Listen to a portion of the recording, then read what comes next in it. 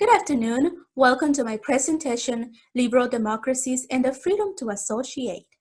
In his 2008 philosophical paper, Christopher Weyman made an interesting hypothesis regarding a state right to limit immigration. According to Weyman, the freedom of association entitled to states allow them to pick who they want to become members of their community.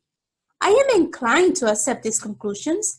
However, as an immigrant myself and an observer of our political climate today, something fell off. Was it really the case that we could disassociate from people for whatever reason? Later in his paper, Weyman considered that we have a special duty to respect our fellow citizens as equal partners in the political sphere, because excluding entry to members of a given culture disrespects citizens of the same culture. But how was this moral consideration made, and how does it work in practice? For my capstone, I made the argument that this moral breach is existing today, and that will be the topic of my presentation. On a basic philosophical level, America has the right to choose immigrants on criteria of need and association. To put the matter simply, we mostly agree that we have an obligation to accept certain migrants on the basis of absolute need, like refugees and those in danger. Anyone else, we can set a higher standard. What can that standard look like? And that is, are there any limits to that standard? While many may doubt their wisdom, few say that basic criteria for citizenship is immoral. Citizens test in the United States, language requirements in Norway. Work skills requirements all have their supporters and opponents, but rarely, and this morally controversial. But how about other criteria? Can you restrict immigrants on their basis of race, religion, culture solely? Most people would say no. Why not? One answer is that by creating policies which discriminate against non-citizens, you devalue citizens of a similar group. Within your country, there are the same target group attacked. In my capstone, I made the argument that many of the immigration policies adopted by Trump were wrong, not for utilitarian, legal, or even humanitarian reasons, though they probably were for those reasons, but because such policies indirectly discriminate against those of Latino descent through attacks on their respect and status as USA citizens. This argument is particular to the US because the US expressly rejects ethnicity or religion as founding ideals. For context, see the debate around the equal protection clauses and similar struggles to dismantle racial superiority. Let's look at the specifics.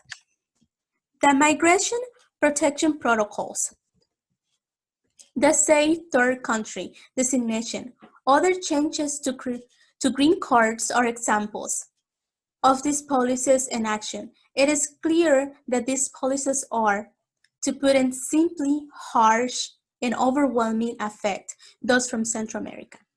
However, the view of the administration is that these policies are needed to cut down on illegal immigration.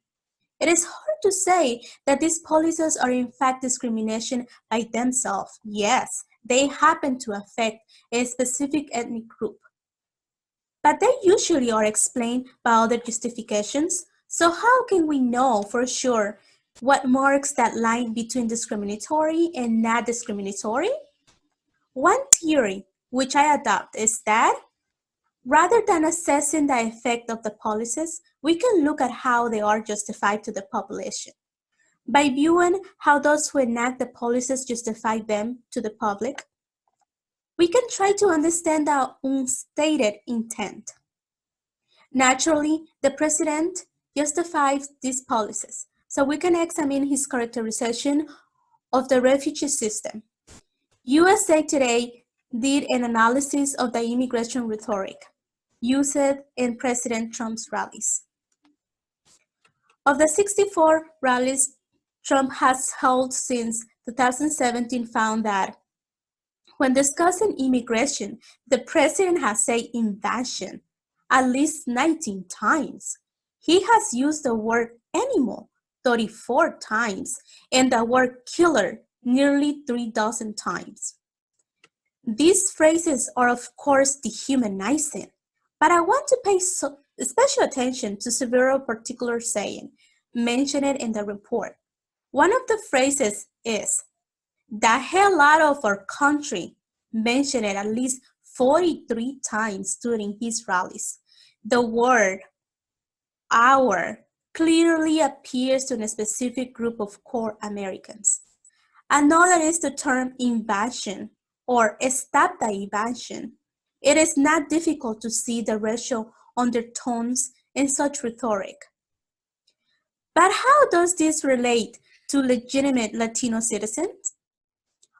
On the surface, it is self-evident that President Trump is not taking about legitimate USA citizen residing in the country.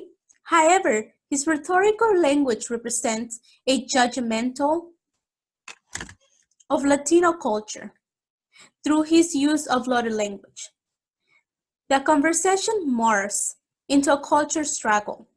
The thing is, for many communities in the United States, the culture divide between Latino citizens and not citizens is actually small. Many Latinos, particularly those who arrived recently or are first generation, share identical culture norms, mores, ideals, and experiences. By extension, Trump's judgment of the culture or illegal migrants apply to the culture of legal residents. This association becomes even more clear when we think of legal immigrants, green card holders, and actual asylum seekers. Both in theory and in fact, there is not really anything different between legal and illegal migrants, other than luck and circumstance. The result is a government where immigration policies are chosen, either fully or partially, under the justification that the ethnic group affected by them constitutes an invasion which does not belong in our country. This immediately goes against our liberal ideals as a race-neutral country. These policies have consequences for the respect of those of Latino culture within the United States, a disregard for the human cost of their cultural kin simply as a result of their ethnicity. Thank you.